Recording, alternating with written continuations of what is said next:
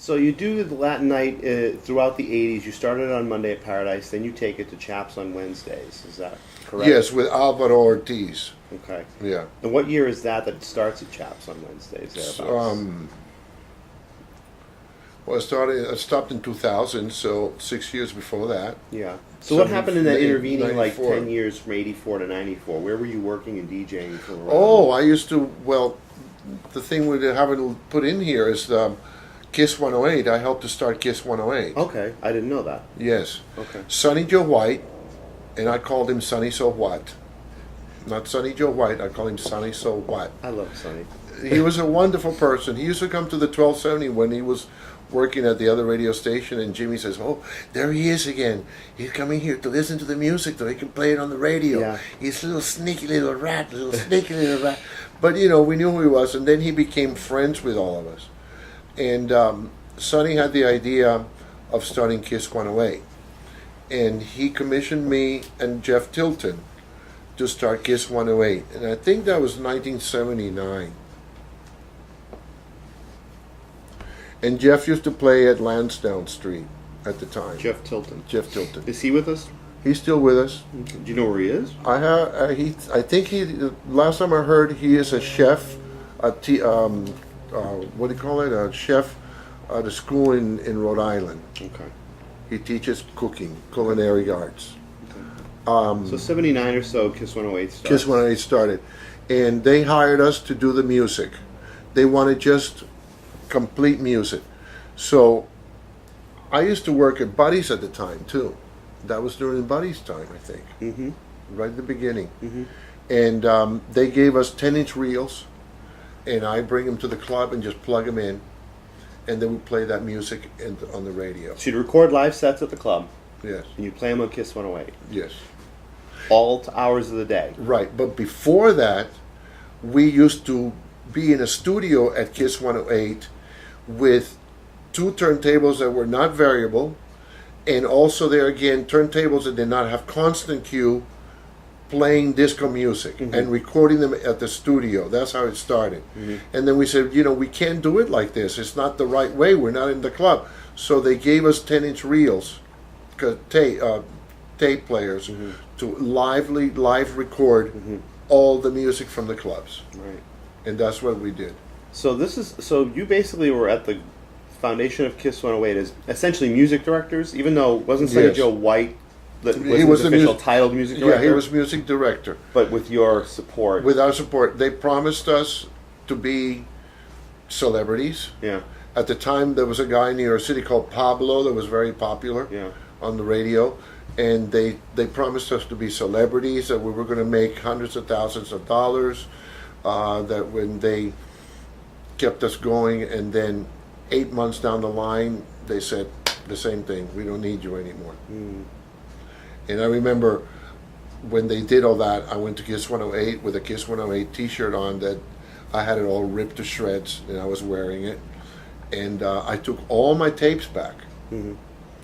And I have some of those tapes I was someplace. going to ask you if you have them somewhere. I have tapes from Buddy's when I worked there,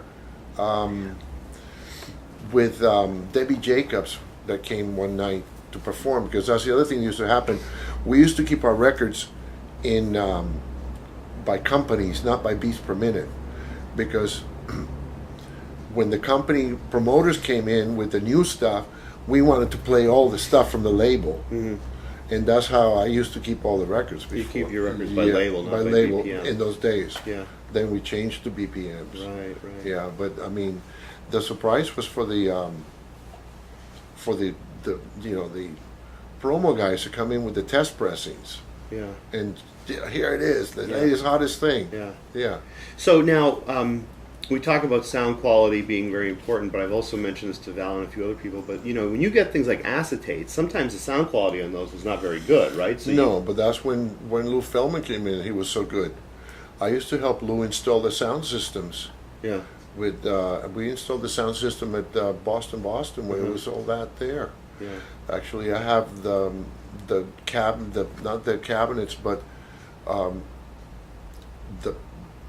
the horn lenses that you attach to the mid-ranges came on these big pieces of boards attached, and I have all those. They're the ceiling in my studio at the house. No kidding. From those sound systems. I'd like to, at some point, I would like to talk about the recordings and finding a way to get some of those reel-to-reels digitized if you don't have them digitized. I have a friend that's doing that. Oh, really? Yeah. Because I would love to hear those. I would love, Yes. love to hear those. Yeah, I have a good friend in Florida that was my roommate when I lived in Cambridge. He still has a reel-to-reel, and he's been digitizing. Oh boy. Okay. That is coming up. That's good to know. Yeah, it's going to take a while because there's too many projects. Yeah. Right. Yeah. So okay, you are, but you said you helped start Kiss One Away, but there's still this 84 to 94. I don't really know where you're working as far as like where you're DJing and things like that. That's I don't know if I was DJing during that time, because I would DJ. I would open a club, work 9 to 6 months of the year, and then I always had something else to do. I repair exercise equipment now as a business, but I also had a partner that I had in '78. We opened the business in '85, and we sold exercise equipment. Right. So that's what we did. Right. So I sort of, in those days I used to work in Lowell, Well, I'm from Lowell. Yeah, and it was called the Foxtail Lounge. oh my God! Yeah. Okay. I remember the Foxtail. The name, Foxtail yeah. Lounge. DJing there. I worked there for 8 years. DJing Every weekend, yes. Yes. for a gay crowd. Straight No, crowd? it was straight, Yeah. but they knew I was gay, Yeah. and the DJ booth was behind the bar, Yeah. next to the waitress station, and the bar was around. And I used to go there every Friday and Saturday. Really. Yeah. Now, what was it like playing for any difference between playing for a straight crowd or a Oh gay yeah. crowd? Yeah. Oh yes. How would you say? You have to play according to the rock and roll, depending on the style. For instance, when I used to get to work in Lowell, there would be older people there that had been working all day. They go there to have a drink before they go home. Right. And they would wait for me to come in at 8:30. And the first song that I always had to play was Just a Gigolo by, was it David Roth? David Lee Roth. David Lee version? Roth version, yeah. Uh-huh. That was the first song I played for these people that were sitting there waiting, and once they heard the song, they would leave, and then the new crowd would come in. And you're also talking there not just a straight crowd, but also a suburban crowd, or versus like a more urban city Right, crowd. people that work all week and they go out on a Friday and Saturday to party. Very working class. Yeah. Yeah. So you did that for 8 years, huh? Mm-hmm. I didn't know that either. Yeah. Interesting. Yeah, Lowell, I have a complete family of friends from Lowell to New Hampshire. Kidding. You Bill, Rick, and I still stay in touch with all of them. Sure. Yeah. So you, Mostly girls. mostly girls. Yeah. Yeah. Because after the club closed, we used to go play poker in Nashua at a guy's house, and all the guys would be downstairs playing pool, and I was upstairs with all the girls talking about hair. And they would come, Conrad, what are you doing up here with all the girls? Well, they're my friends. Yeah. You guys don't want anything to do with me because I Right. want to do you. Right. Yeah. So all right. So that accounts for a chunk of time then in Lowell. And you're doing the Latin night on Wednesdays at Chaps till 2000. Right. And then what happens after 2000? I mean, do you sort of slow down your public DJing then? No, what happened after 2000, I stopped DJing mainly because I had it. Mm-hmm. The lifestyle, the drugs, the lack of money being paid to me was not good enough. Mm-hmm. And I had just had it. Yeah. I mean, when I worked for Chaps, I was the first disc jockey to use CDs. Yeah. And everybody used to come watch me play CDs. Yeah. And I had to borrow money from my mom and dad to buy my CD player that I would have to bring into Chaps and wire it in and then do my night. On top of that, buy my CDs because they weren't giving CDs in the record pools at the time. Yeah. And it was just a lot of money. It was not worth it.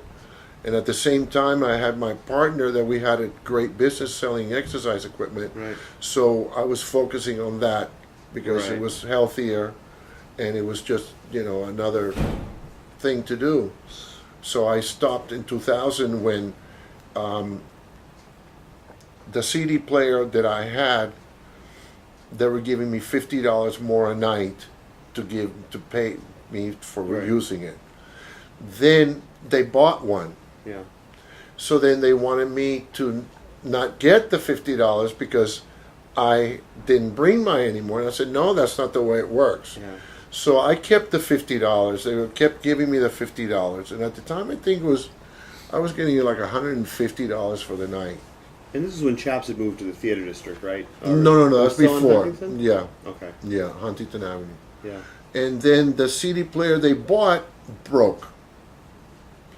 And then I started bringing mine back and didn't charge them anymore. Yeah. But then it took forever to be fixed. It was just sitting there in the DJ booth, not being fixed. I kept saying, I got to bring mine. You're paying me $50 more, blah, blah, blah, blah, blah, blah. So they finally took it out. I took it out, had it repaired. Then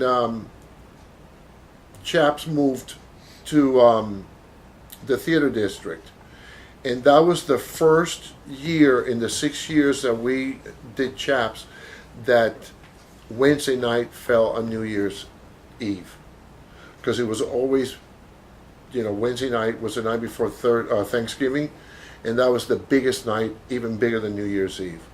But then that was the first time that New Year's Eve fell on a Wednesday night of all those years that I worked. Yeah. So I did that night, and that was, after that, in February is when I quit. Yeah.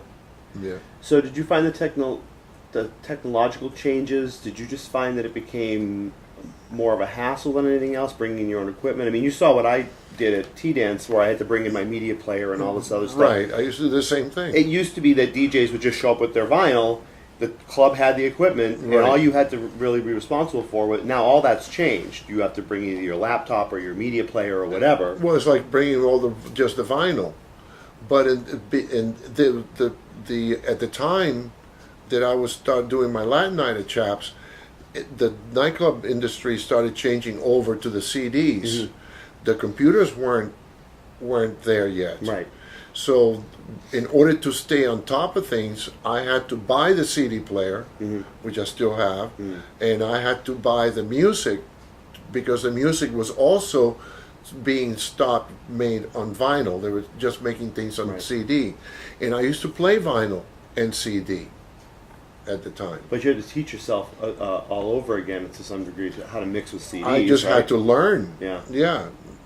I just developed it. But once you have the ability to match beats and know where the downbeat starts or the first measure or whatever, it comes easy. It does come easy. It comes easy. Yeah. So, but that's how it happened.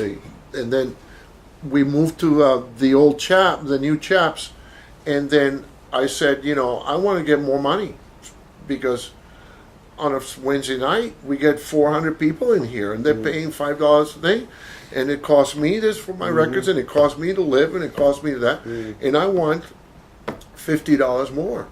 And they said to me, okay, Conrad, you can go elsewhere to get your $50. And I said, thank you very much. And that night, I didn't rewire the sound system. I just left everything hanging. Yeah. And I used to have a piece of fake shit, a fake turd. Yeah. And I used to have that in the DJ booth. And when people would come request a song, I'd take a napkin and put the turd on the napkin, and they request a song, and I'd go, I'll play it next if you touch this. And this is anybody. Yeah. And I was just to, fool around with everybody. And they go, get out of here. And I would take the turd and I put it in my mouth. Okay, I'll try to find it for you. And I would do things like that. And I remember when I quit Chaps, I took the turd and I threw it at them. Yeah.